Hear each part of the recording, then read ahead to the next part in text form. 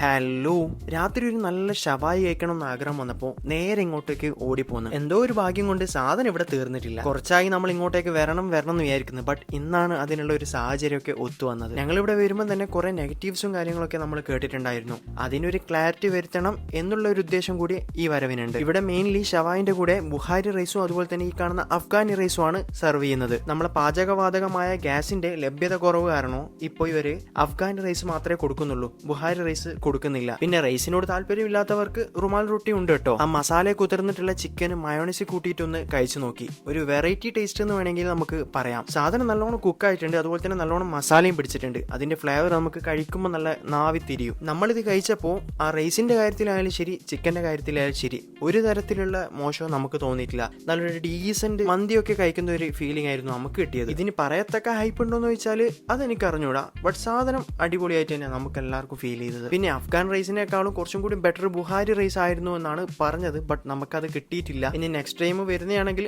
അതിന്റെ ഒരു comparison video കൂടി ഞാൻ ചെയ്യാൻ ശ്രമിക്കാം. പിന്നെ ഇവിടെ വരുന്ന ഒരു മാക്സിമം ഈ റുമാൽ റൊട്ടി ഒഴിവാക്കിയിട്ട് റൈസ് തന്നെ ഒന്ന് ചൂസ് ചെയ്യാൻ നോക്കുക. നമുക്ക് റുമാൽ റൊട്ടി അത്ര ഇഷ്ടപ്പെട്ടിട്ടില്ല. അപ്പൊ നിങ്ങൾ ഇവിടെ വന്നിട്ട് കഴിച്ചിട്ടുണ്ടെങ്കിൽ നിങ്ങൾ ഫീഡ്ബാക്ക് ഒന്ന് പറയണേ. അപ്പൊ ഈ ഒരു ലൊക്കേഷൻ ഞാൻ നിങ്ങളോട് പ്രത്യേകിച്ച് പറഞ്ഞേണ്ട ആവശ്യമൊന്നുമില്ലല്ലോ. എന്നിരുന്നാലും നമ്മളെ തലശ്ശേരി കോണർ വയൽ സ്റ്റേഡിയമില്ലേ, അതിന്റെ തൊട്ടരിയത്തായിട്ടാണ് ഈ സൗദി ഷവായി എന്ന് പറഞ്ഞ ഷോപ്പ് വരുന്നത്.